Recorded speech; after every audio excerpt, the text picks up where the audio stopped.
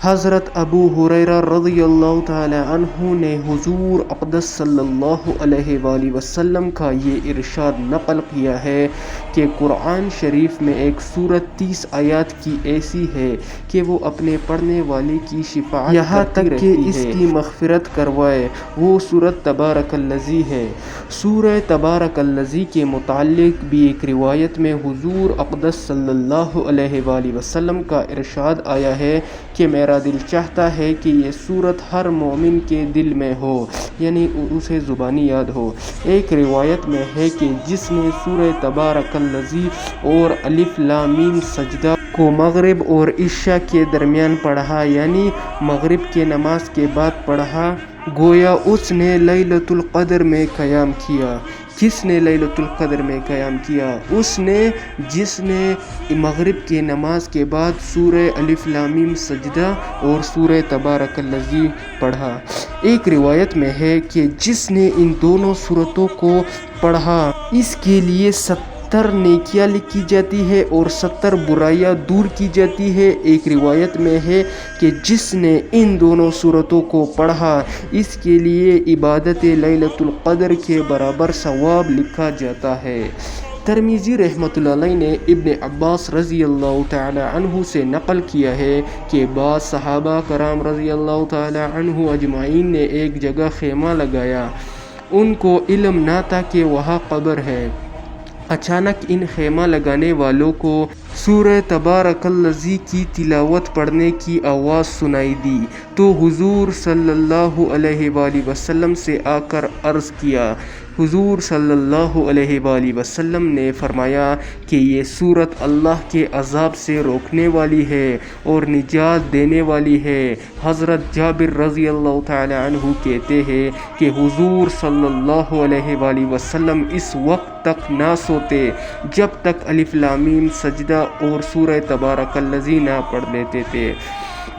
حضرت خالد بن معدان کہتے ہیں مجھے یہ روایت پہنچی ہے کہ ایک شخص بڑا گناہگار تھا اور سورہ سجدہ پڑھا کرتا تھا، اس کے علاوہ اور کچھ نہیں پڑھتا تھا۔ اس سورت نے اپنے پر اس شخص پر پھیلا دیے کہ اے رب، یہ شخص میری بہت تلاوت کرتا تھا، اس کی شفاعت قبول کی گئی اور حکم ہو گیا کہ ہر خطا کے بدلے ایک نیکی دی جائے۔ خالد بن معدان رحمۃ اللہ علیہ یہ بھی کہتے ہیں کہ یہ سورت اپنے پڑھنے والے کی طرف سے خبر میں جھگڑتی ہے اور کہتی ہے کہ اگر میں تیری کتاب میں سے ہوں تو میری شفاعت قبول کر، ورنہ مجھے اپنی کتاب سے مٹا دے، اور بمنزلہ پرندہ کے بن جاتی ہے اور اپنے پر میت پر پھیلا دیتی ہے، اور اس پر عذاب قبر ہونے سے منع ہوتی ہے۔ اور یہی سارا مضمون وہ تبارک الذی کے بارے میں بھی کہتے ہیں۔ خالد بن معدان رحمۃ اللہ علیہ اس وقت تک نہ سوتے تھے جب تک یہ دونوں صورتیں نہ پڑھ لیتے۔ طاؤس رحمۃ اللہ علیہ کہتے ہیں کہ یہ دونوں صورتیں تمام قرآن کی ہر صورت سے 60 نیکیاں زیادہ رکھتی ہے۔ عذاب قبر کوئی معمولی چیز نہیں، ہر شخص کو مرنے کے بعد قبر سے سابقہ پڑتا ہے۔ عثمان رضی اللہ تعالی عنہ جب کسی قبر پر کھڑے ہوتے تو اس قدر روتے کہ ریش مبارک تر ہو جاتی، یعنی داڑھی تر ہو جاتی۔ کسی نے پوچھا کہ آپ جنت و جہنم کے تذکرے میں بھی اتنا نہیں روتے جتنا کہ قبر سے؟ آپ نے فرمایا کہ میں نے نبی کریم صلی اللہ علیہ وآلہ وسلم سے سنا ہے کہ قبر منازل آخرت میں سب سے پہلی منزل ہے۔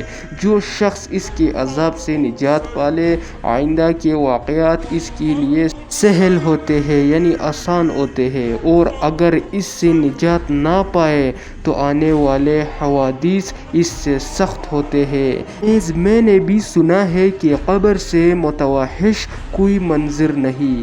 تو اللہ پاک ہم سب کی بھی حفاظت کرے، عذاب قبر سے اللہ پاک ہمیں نجات دے۔ کتنا آسان کام ہمیں بتایا گیا ہے عذاب قبر سے بچنے کے لیے۔ الف لام میم سجدہ یا تبارک الذی، جو بھی انسان کا من کرے وہ واقعات بھی آئے ہیں۔ کتنا ہمارا حضور پابندی سے سورہ تبارک الذی اور الف لام میم سجدہ پڑھتا، اس وقت تک نہ سوتا جب تک یہ سورت نہ پڑھ لیتے۔